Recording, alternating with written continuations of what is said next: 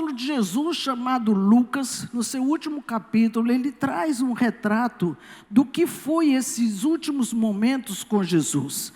Lucas capítulo 24, no versículo 13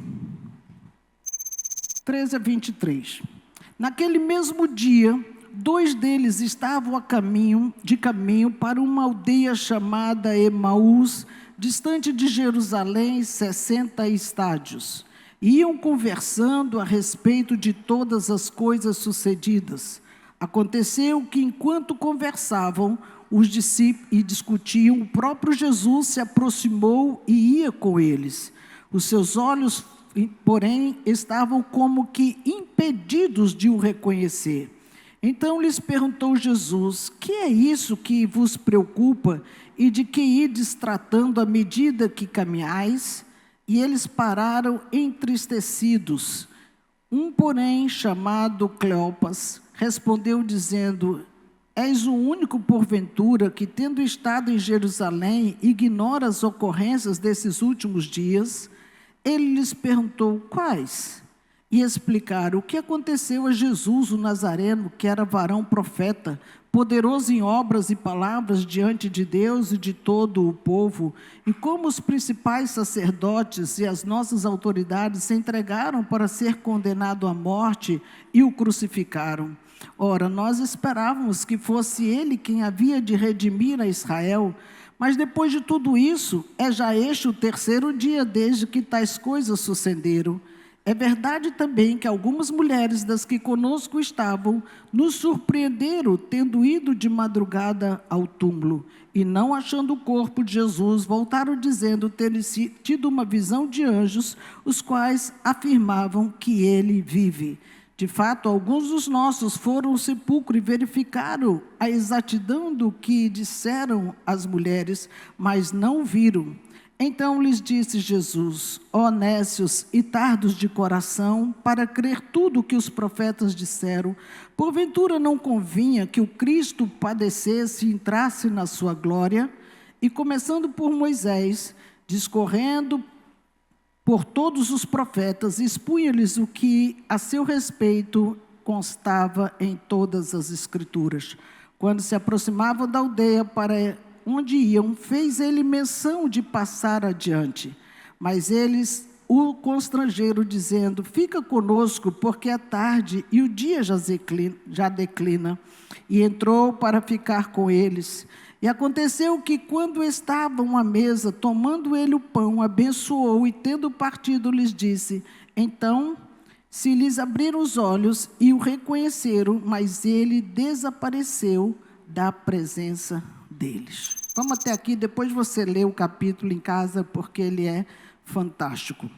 O que experimentamos quando nós estamos na mesa com a presença de Jesus? Além da sua presença, além do que ele nos ensina, nós temos a palavra de Jesus.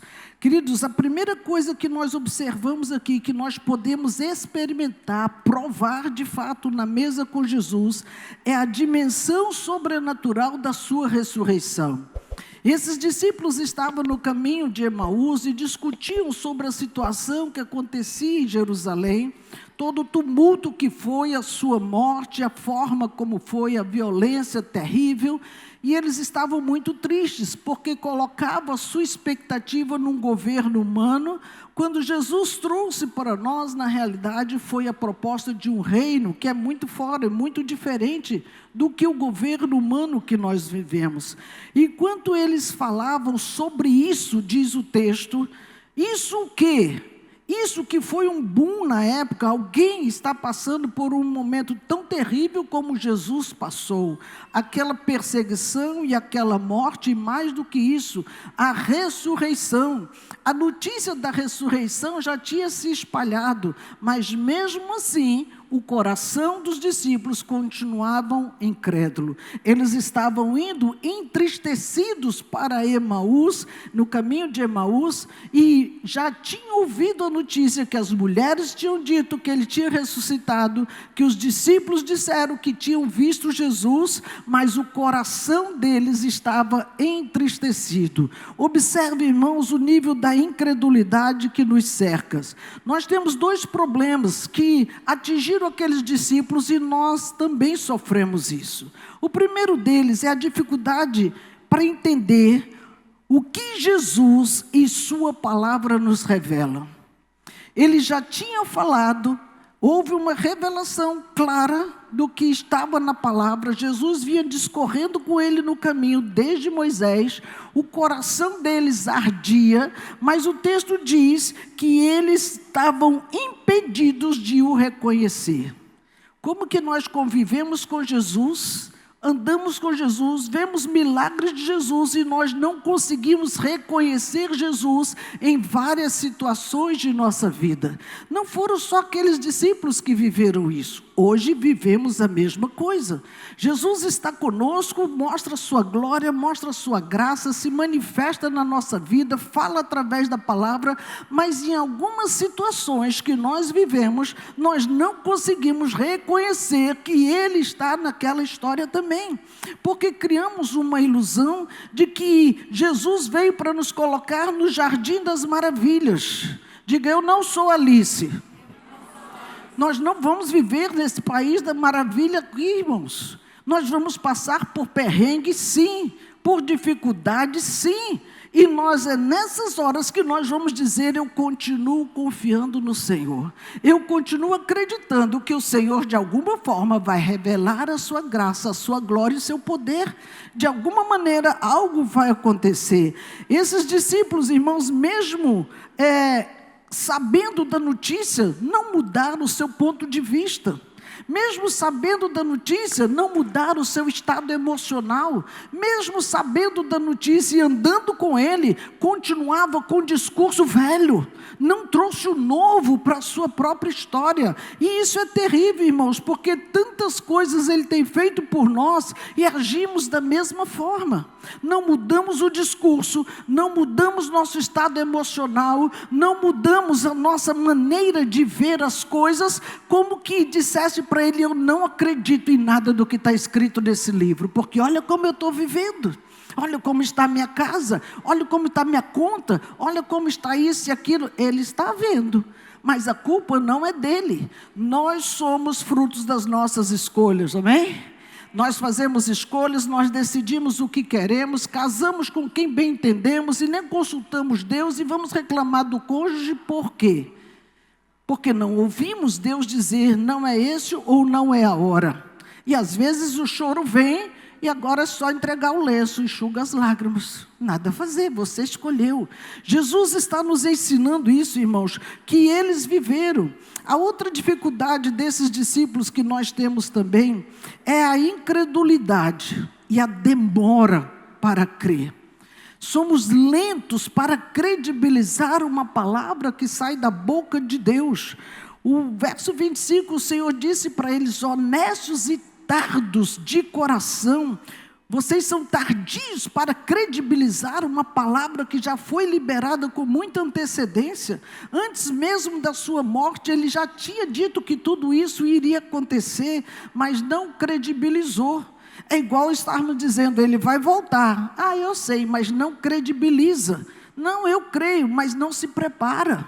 Não busca, não se santifica, não lê o livro. Como podemos crer se nós não estamos nos preparando para este lugar? É a mesma coisa, irmãos. O que nós experimentamos além disso, na mesa, na presença de Jesus, essa força que nós precisamos de enraizar a nossa fé. No verso 38 e 39 desse capítulo está escrito, ele lhes disse, por que vocês estão perturbados? E por que se levantam dúvidas no coração de vocês? Vejam, as minhas mãos e pés, sou eu mesmo. Toquem em mim e vejam, um espírito não tem carne e ossos como vocês estão vendo em mim. Jesus, depois disso tudo, ele aparece fisicamente para toda a sua equipe. E mesmo assim, Jesus critica a sua incredulidade, porque a sua fé não tem raiz, porque a sua fé não está firmada em alguma coisa. Exatamente por isso, porque a nossa fé tem uma base, irmãos. O fundamento da nossa fé é a palavra. É aquilo que nos faz acreditar que é verdade, é porque toda palavra que sai da boca dele é verdade. E nós, às vezes, duvidamos disso, como os discípulos, com várias notícias, mas mesmo vendo, o coração dele estava como que desmaiado. Não, isso aqui é um fantasma, isso aqui é um espírito, isso aqui é uma assombração que apareceu aqui. Ele disse, não é nada disso. Por que vocês estão perturbados assim? Toca aqui, ó, tem um buraco nas minhas mãos, nos meus pés. Jesus foi claro com eles e mesmo percebendo que eles não estavam credibilizando, senta com eles na mesa e diz, traz um peixe aí para mim comer. Para que eles vissem a humanidade de Jesus. Ele comia, ele engolia, ele tomava água, ele era homem normal como nós somos outra vez. Queridos, essa mostra de Jesus confirmava para eles que ele era real. Será que nós precisamos que ele se materialize numa pessoa humana como nós para dizer para você que ele é real? Diga aí, não precisa. Nós precisamos credibilizar, irmão, porque a Bíblia diz, bem-aventurado aquele que não viu e creu. Se nós não vimos e estamos crendo, somos bem-aventurados, somos felizes, porque estamos exercitando a nossa fé.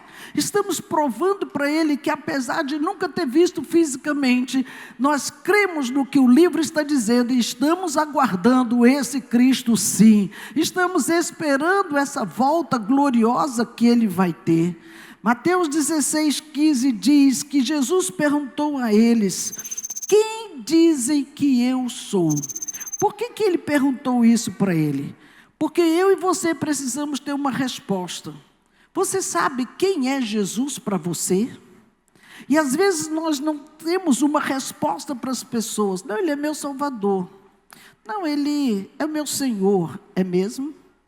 Ele governa a sua vida, ele pode mexer com a sua causa, com a sua dor, com tudo que tem aí dentro, porque o Senhor tem esse nível de autonomia. Às vezes nós dizemos como um jargão, mas o Senhor precisa ter essa liberdade para mexer nas nossas emoções, na nossa casa, nas nossas finanças, na nossa vida como um todo. Não, deixa que eu cuido. Ele disse, então tá, me responda uma coisa, quem dizem que eu sou? Eles disseram que era um dos profetas, disseram que era Elias, disseram. Ele disse, tá bom, mas e você, diz o quê? O que o povo lá fora diz de Jesus é a impressão que eles têm. Mas vocês que andam comigo, vocês que ouvem minha palavra, vocês que veem meus milagres, vocês que já viram coisas grandes, quem eu sou para você? Nós precisamos, Senhor, responder isso ao Senhor, porque Jesus confrontou os discípulos, irmãos, porque se eu estou andando com uma pessoa que eu não sei quem é, nem eu sei quem eu sou, porque eu não posso nem selecionar quem anda comigo, eu não posso nem escolher quem vão ser meus parceiros, porque eu escolho qualquer pessoa para ter minha companhia para qualquer lugar, e isso está errado. Jesus está trazendo para eles uma notícia. Ele disse, olha, eu e o Pai somos um. Ele disse, então mostra-me o Pai. Ele disse, Felipe, presta atenção, quem vê a mim, vê o Pai. Eu e o Pai somos um. Como você me pergunta, mostra-nos o Pai? Nós queremos, irmãos, ir além daquilo que já está diante dos nossos olhos. E nós não somos diferentes desses discípulos de Jesus. Por isso que experimentar a mesa de Jesus é também entender o que as Escrituras estão dizendo sobre Ele. Ele veio trazer um reino que não é igual ao reino humano. Ele não é nem de longe parecido com os governos que nós temos instalados nesse mundo que nós vivemos. Lucas 24, 45, ele diz: então lhes abriu o entendimento para que pudessem compreender as Escrituras. Nós não vamos conseguir conhecer o reino de Deus com os nossos olhos naturais. A intimidade, o relacionamento com o Espírito Santo é quem vai abrir o nosso entendimento para que esse livro seja descortinado diante de nós e possamos entrar na intimidade com ele, conhecer a mente de Cristo e querer ter essa mente, como Paulo diz que nós temos a mente de Cristo, temos mesmo? Será que a mente de Cristo é mentirosa? A mente de Cristo é profana, é maligna, pensa em moralidade, pensa em um monte de coisas?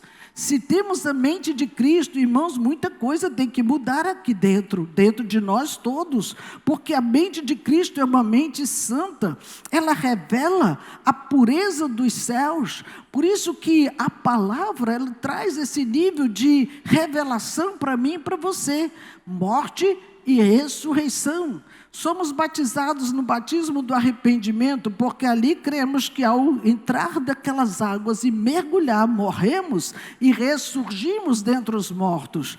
O túmulo vazio é uma prova, ele não está ali, a vida voltou, a vida veio para ficar comigo e com você. Na morte não pôde deter o nosso mestre, irmãos. Por isso que a leitura da palavra de Deus, ela traz uma revelação do Espírito Santo que vai mostrar coisas muito fortes para nós. Escute, se você ler esse livro, você pode ler de duas formas. Você pode olhar para ele e vê-lo como um livro de informação. Eu aprendi. Essa foi a história dos hebreus. Essa foi a história deles no Egito. Essa foi a história dos reis de Israel. É só uma informação. Mas quando você tem a revelação do Espírito Santo de Deus, essas palavras, embora fale de um povo, ele traz transformação para nós. Se esse livro não nos transforma, irmãos, tem algo errado conosco, porque a revelação sem a obediência, ela é ineficaz.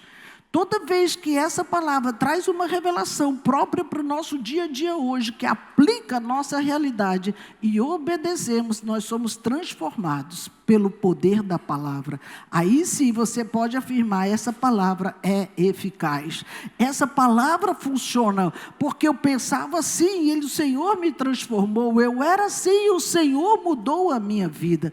E isso é fantástico, porque no Efésios capítulo 1, verso 18, Paulo diz, oro para que os olhos do coração de vocês sejam iluminados, a fim de que vocês conheçam a esperança para a qual Ele nos chamou. Veja o que Paulo está dizendo aqui, irmãos. Eu oro para que os olhos do coração de vocês sejam iluminados. Jesus disse lá atrás que Ele era a luz do mundo e que nós também éramos essa luz. Então, para ter olhos iluminados, o que Ele quer dizer com isso? Ele quer dizer que eu preciso produzir luz. Ele quer dizer que eu preciso tornar evidente o que não está. Ele está querendo dizer que eu preciso clarear e fazer existir o que os olhos nus não conseguem ver. Se nós somos iluminados por essa revelação, nós estamos trazendo o novo, uma luz nas nossas trevas. Essa luz começa a brilhar e espantar a nossa treva de ignorância. Nós somos ignorantes em muitas coisas, e ignorante não é ser bruto, grosseiro, como alguns pensam. Ignorar é você desconhecer uma verdade, é você não saber sobre alguma área, sobre algum assunto. Por isso que na prática, a nossa vida precisa ser de trazer luz e mudar a nossa sorte em várias áreas da nossa vida. A quarta coisa que nós experimentamos na mesa de Jesus é o poder para testemunhar o Evangelho. Queridos, o verso 47 e 48 desse capítulo 24 de Lucas, ele diz que em seu nome seria pregado arrependimento para perdão de pecados e a todas as nações, começando por Jerusalém. Nós somos testemunhas destas coisas. Observe o que está escrito aqui, irmãos.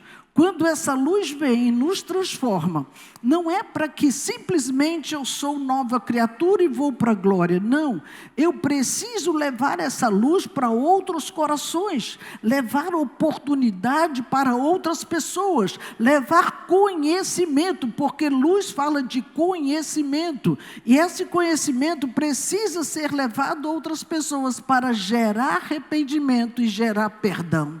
Se não está gerando nada no outro, é porque sequer aconteceu conosco. Diga misericórdia. Os discípulos de Jesus, eles foram treinados exatamente para isso, para pregar esse evangelho de arrependimento e perdão, para que todas as nações da terra pudessem ser salvas como eles foram também. Por isso que Romanos 1,16, Paulo diz: eu não me envergonho do evangelho. Queridos, por que esse evangelho pode trazer vergonha para alguém? Se ele te envergonha, é porque não nasceu de novo. Porque quem conhece a verdade não tem por que ter vergonha do seu Cristo, vergonha de quem fez um bem por você, vergonha de alguém que morreu por nós, alguém que pagou um preço para estar conosco. Por isso que quando nós conhecemos esse poder de Deus, nós cumprimos a missão: vão por todo mundo e pregam o evangelho a toda criatura. Nós sabemos o quanto Ele nos amou para mudar a nossa sorte, e podemos levar isso para mudar a sorte de várias outras pessoas também. A quinta e última coisa, o que essa mesa traz para nós também? Além de nos levar a esse processo de transformação, além de levar arrependimento para as pessoas, ele traz embutido a promessa de Deus, promessa de revestimento de poder para cumprir uma missão. Nós não vamos conseguir cumprir uma missão, irmãos, se nós estivermos como o homem natural, a pessoa normal.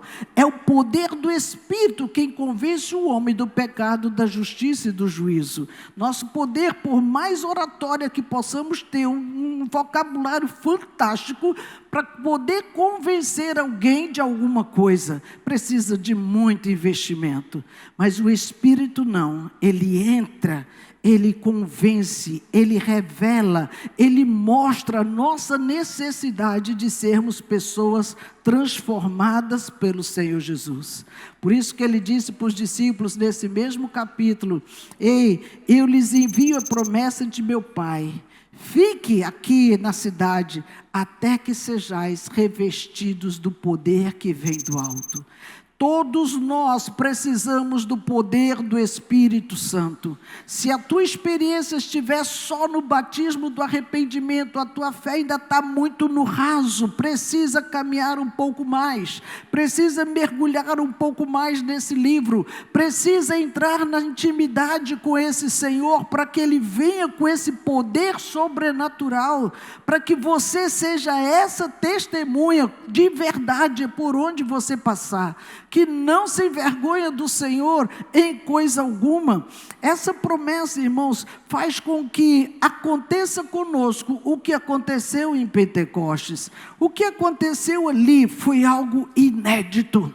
Inédito, que o Senhor continua fazendo até os nossos dias.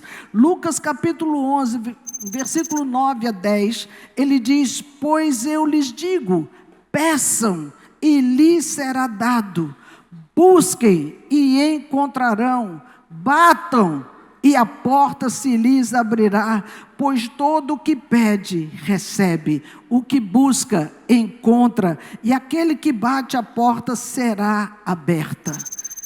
E ele ainda acrescenta: se vocês são maus, sabem dar boas coisas a seus filhos, quanto mais o meu Pai que está nos céus não vos dará o Espírito Santo àquele que lhes pedirem.